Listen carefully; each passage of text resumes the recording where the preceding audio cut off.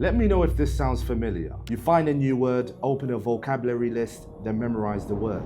Then move on. A week later, the word is gone. And if that's you, I promise you it's not a memory problem. It's not a consistency problem. It's a system problem. Because the way the Arabic language is designed, the way that Allah subhanahu wa ta'ala structured this language, is nothing like any other language that you've tried to learn. So once you understand what I'm about to show you, vocabulary starts becoming something almost effortless. Today, I'm going to show you 4 systems that change the way that I approach Arabic vocabulary. These aren't random tips, fast food tips and tricks Arabic. Each one is built around a specific feature of the Arabic language. And by the time we're done, you're going to understand why certain people who understand these methods are able to acquire Arabic vocabulary at a speed that honestly feels a little unfair. Let's get into it. Method 1.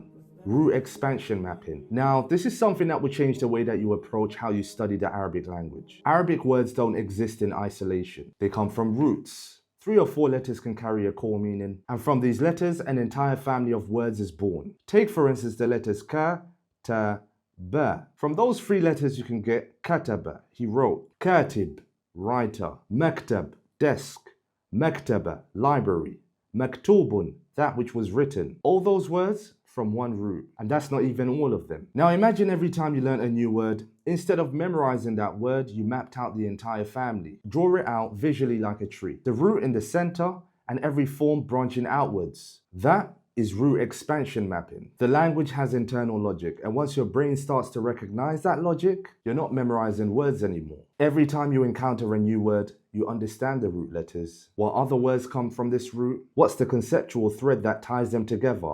You map it out. It's one of the reasons that scholars said that this language is unlike any other. The internal structure is like a gift for the learner, if you know how to use it. I was thinking about making a video about this very concept, inshallah ta'ala. Let me know in the comments. Now we move on to method number 2, Quranic word frequency clustering. Now when it comes to this particular method, this is where we use the Quran in order to learn the Arabic language. And this is useful because, let's be honest, why else are we trying to learn the Arabic language if not to connect with Allah subhanahu wa ta'ala and His speech? So let the book of Allah Azza wa Jal be your vocabulary teacher. And this is how it works. See, not all Arabic words appear with the same frequency in the Quran. Some words are used dozens of times, across dozens of surahs with dozens of contexts. Other words appear once, maybe twice. Quranic word frequency clustering means that you prioritize words based on that reality. For instance, if a word appears 50 times in the Quran, you encounter it 50 times. That's 50 repetitions built into your study automatically. But more than that, you start to notice something beautiful. The same word carries different weight in different ayat. And at times, words that may share a phonetic similarity, but yet carry completely different meanings. Let me show you what I mean. Take, for instance, the word nafs. Nafs can mean soul.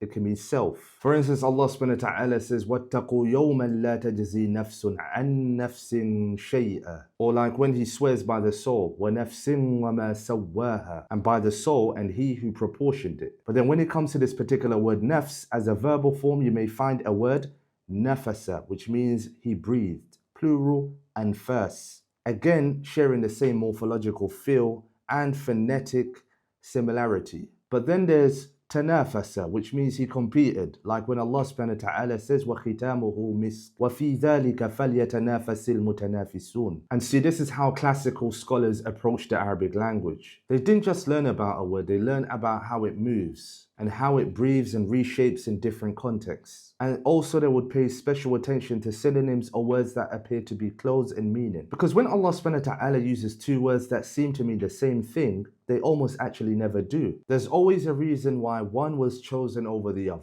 Chasing that reason, that's where your understanding of the Arabic language begins to develop from surface to deep. And that takes me to the next point. Method 3. Synonym contrast journaling. The difference between knowing a word and understanding it. This is something that I touch on in one of my series on Instagram and TikTok, where I speak about subtle word differences and nuances, where a particular word for a thing or various words for a particular thing have different connotations. For instance, one of the things that I speak about is how Allah subhanahu wa ta'ala uses multiple words for heart in the Quran. Qalb, fu'ad, and yet there's others like lub and sadr. Each word seemingly meaning the same thing but carries a different meaning. And the same can be found in other words, for instance, knowledge, ilm or ma'rifah. If you learn them as synonyms, you're missing the entire point.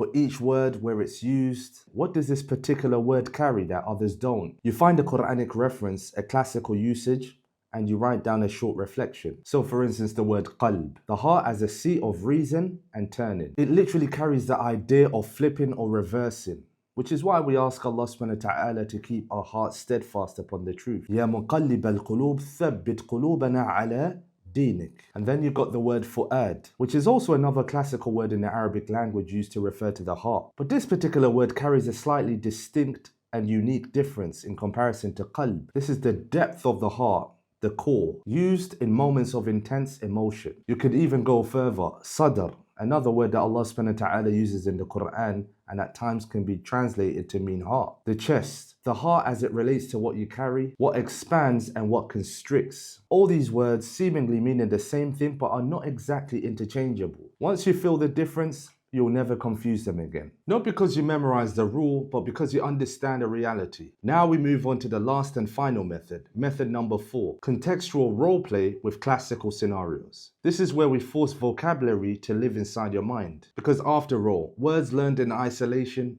do not stick. Your brain files away what it doesn't need. So the question then becomes, how do you create a need for these words even before you're in a full Arabic environment? Contextual roleplay. Simple as that. Say you've been learning vocabulary related to trade and commerce. You set yourself a scene, a marketplace, a vendor, tomatoes, dates, and etc. You write out the dialogue and you push yourself to use the words that you've been learning inside a natural flowing exchange. Or you can set yourself a scene of a student approaching a scholar to ask about a particular concept. Or you write a reflection on where you grew up, how you were raised. Entirely in Arabic using the vocabulary that you've been building. The goal is to take the words out of the book and put them into life, even if it's imaginary life. Why? Because your brain cannot distinguish between a real experience and a vividly imagined one when it comes to memory. Now these are the 4 methods, each one built around the actual nature of the Arabic language and not generic advice. Root expansion mapping, Quranic word frequency clustering, synonym contrast journaling, and contextual roleplay. Start with one and then go deep and build the habit. If there's any specific one that you'd like me to make a video on,